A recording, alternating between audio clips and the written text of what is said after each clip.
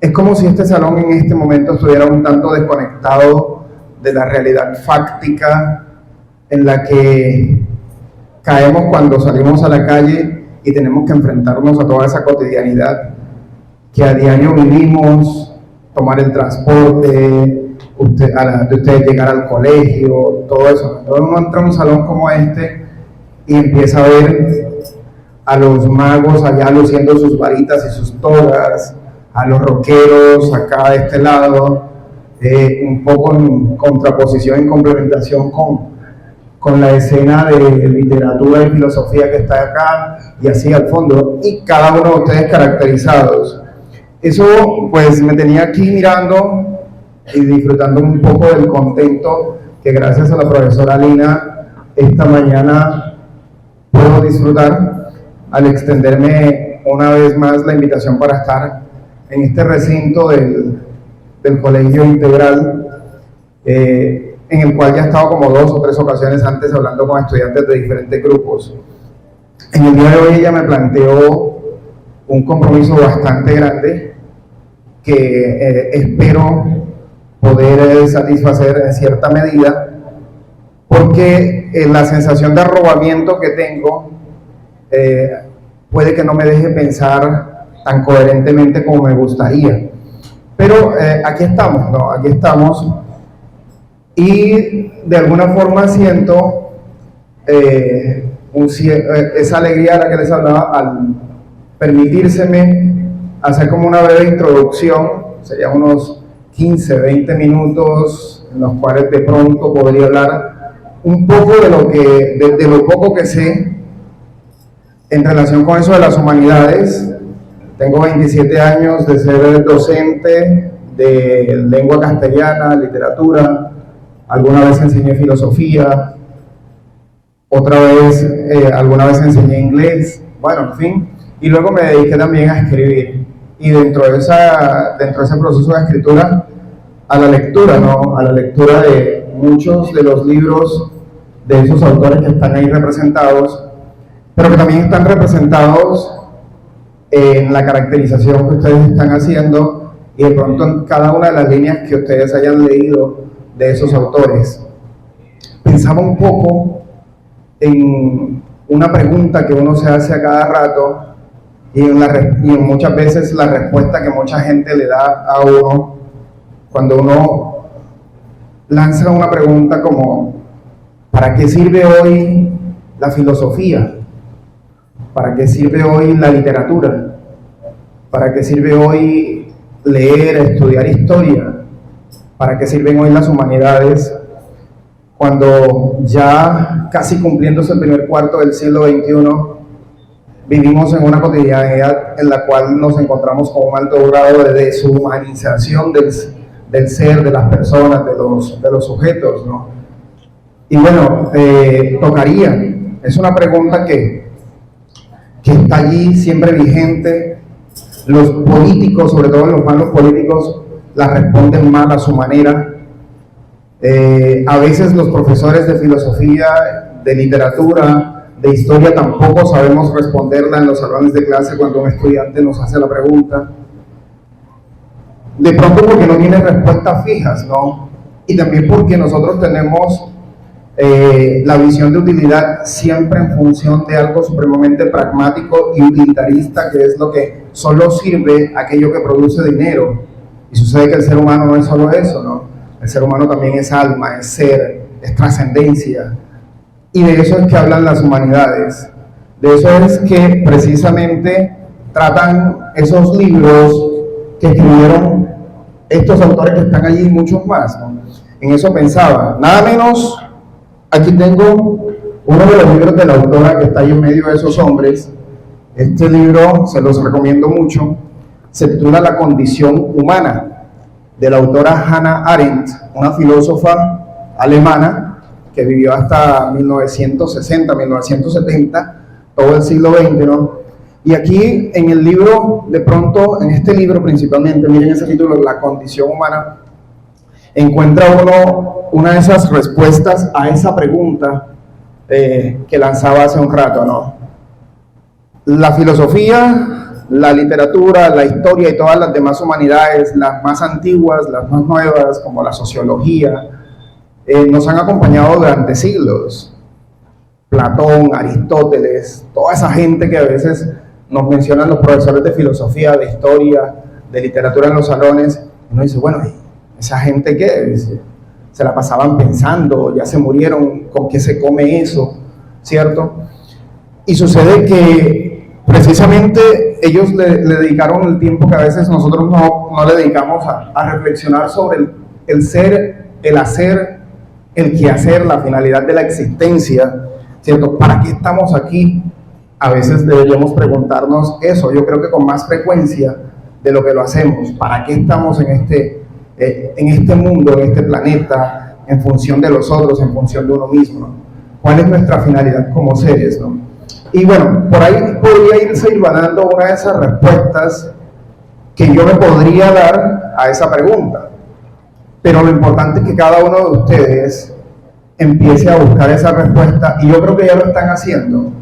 Esta mañana de hoy, en la función en la cual están, seguramente a más de uno de ustedes los dejará tocados, y dentro de unos 10, 12, 15 años, quizás más, recordarán el día en que se disfrazaron de Carlos Marx, de un rockero, de una rockera, ahorita no recuerdo nombres, por ahí Freddie Mercury, que es el que está más de moda en estos días, por unas comparaciones un tanto nefastas. De pronto de Albert Camus, bueno, me disfracé de Harry Potter, y dentro de algunos años se acordarán de eso, ¿no? Y habrá una marca allí, porque eso es una marca existencial. Pero más que todo eso, es hacerse esa pregunta y saber cómo poco a poco ustedes se han ido relacionando durante su vida como estudiantes con la filosofía, con las humanidades en general, y qué le va a aportar eso a ustedes como seres humanos para ser de pronto ni diferentes ni mejores que los otros, sino para ser personas. Porque en últimas, esa es otra de las funciones de las humanidades, permitirnos redimensionarnos como personas desde la reflexión, desde el sentir incluso. Pues el mundo pragmático en que vivimos, utilitarista, nos pone en función de solo hacer para producir y ganar dinero, y eso nos deshumaniza. Las humanidades, como su nombre lo indica y como su intención lo plantea, tienden a lo otro, a que busquemos el equilibrio y que nuestro espíritu no se muera con esa deshumanización. En medio de todo eso, y para darle un poco de línea a lo que de pronto querría plantear en el día de hoy, en función de esa idea que me planteó la profesora Lina, de hacer como una breve introducción a esto que ya está ocurriendo, que es las humanidades en el siglo XX o en la contemporaneidad, pues podría precisamente hablar en específico de algunos de los filósofos que he estado leyendo últimamente, ¿no? Y bueno, se me ocurría el hecho de citar, veía en la mesa a varios filósofos, más que todo europeos, ¿cierto? Nos acostumbran a leer filosofía europea, norteamericana a veces, pero eso es un llamado que quisiera hacerles a ustedes, lo hago donde quiera que voy,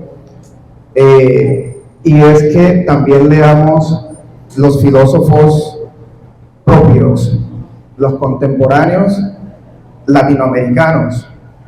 Y entonces alguno me dirá, o alguno se preguntará ya, bueno, y hay filósofos en América Latina, ¿cierto? Ocurre que muchas veces nos hacemos a la idea de que los filósofos están todos muertos, que los escritores, una vez me pasó, llegué a un colegio y alguien se me acercó, me abrazó, y yo le pregunté, lo miré así y le pregunté, no, es que es la primera vez que veo a un escritor vivo. Sí, entonces tenemos la idea de que los escritores están todos muertos, imagínense, y así, porque sabemos de ellos a través de los libros y lo poco que nos pueden contar los profesores.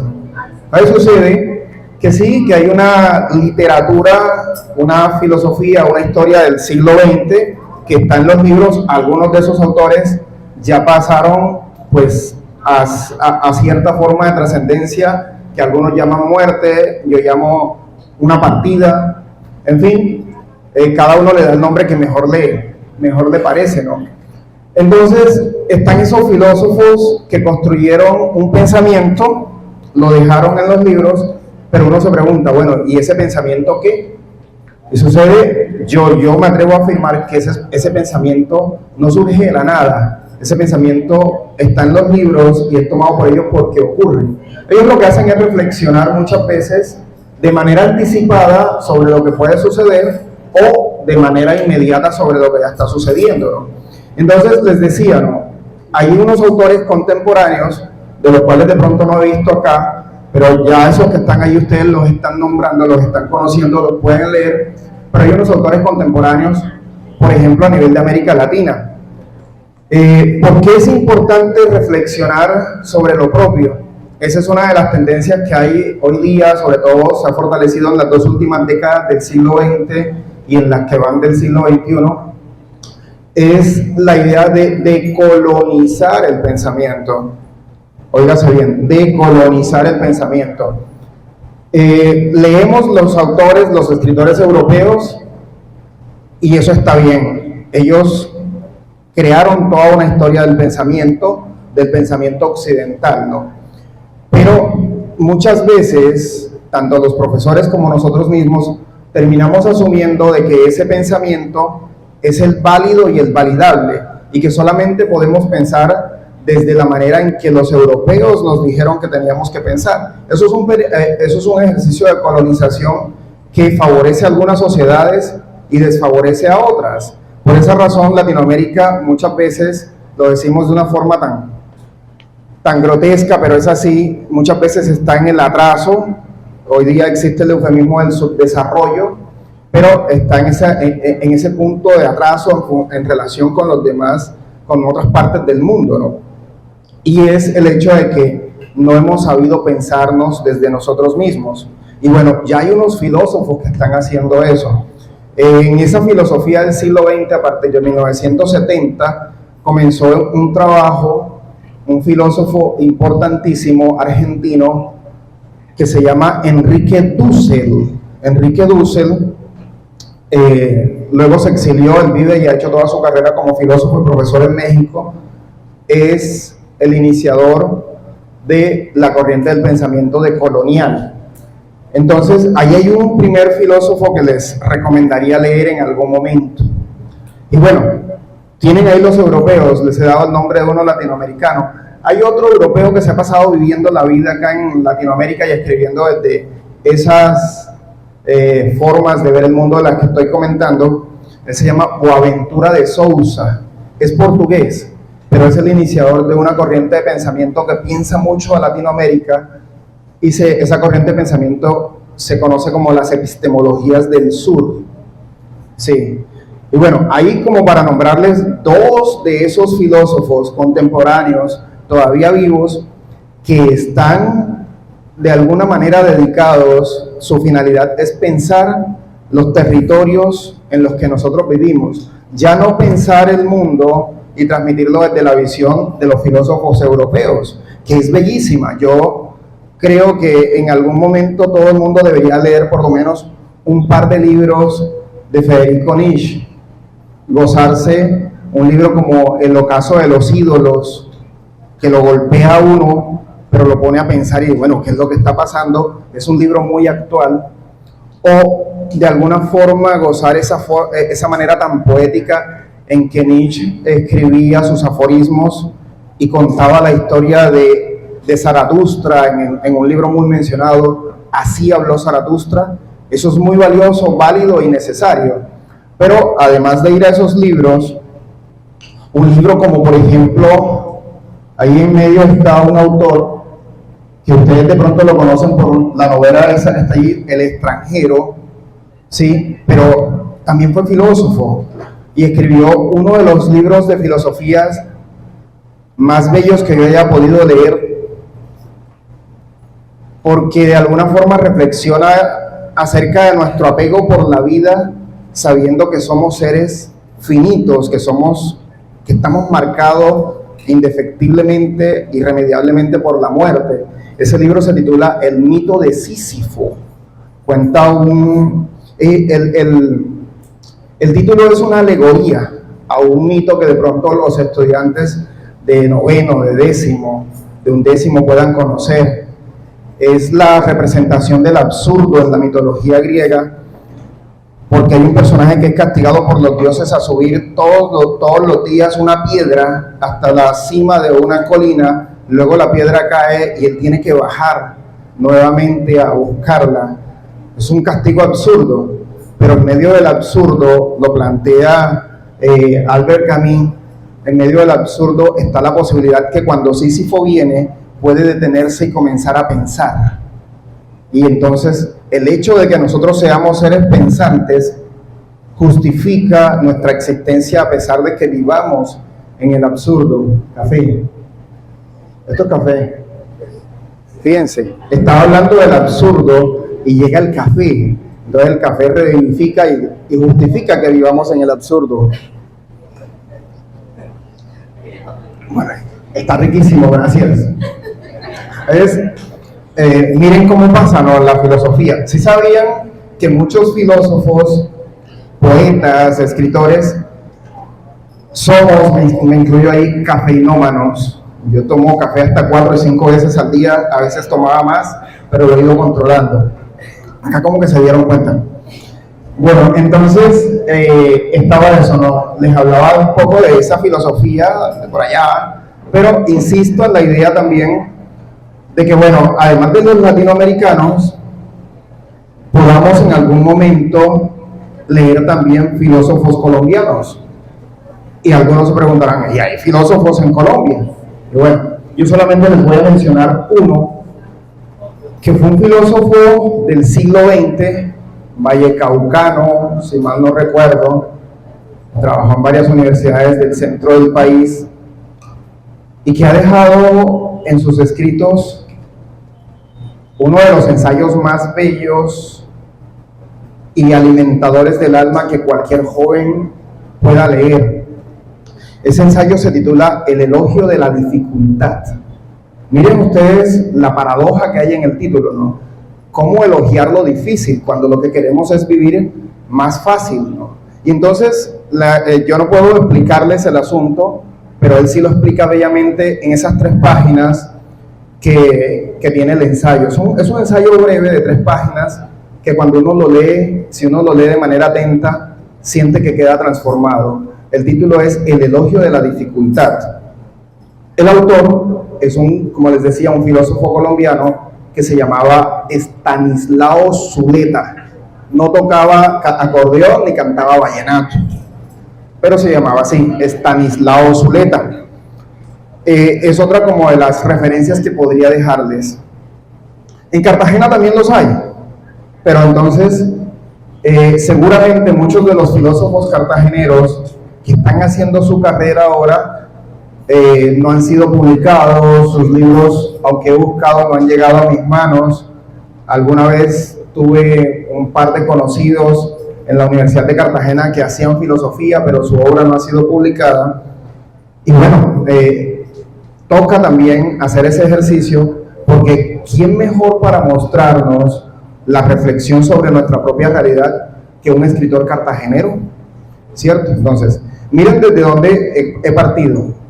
La lectura y el análisis de las humanidades, la filosofía, la historia, la literatura, la sociología a nivel global, desde los autores europeos, estadounidenses, pero luego vine haciendo como que ese cono invertido para llegar hasta aquí, porque tenemos dentro de ese ejercicio filosófico, mi invitación en el día de hoy es a eso. Les quiero, para cerrar en el día de hoy, dejar la invitación a que sigan haciendo esto, a que sigan relacionándose con las humanidades, a que sigan relacionándose con el pensamiento a través de la literatura, de la filosofía, y que en esa relación de ustedes con el pensamiento no se olviden de pensar esta realidad inmediata en la que estamos viviendo.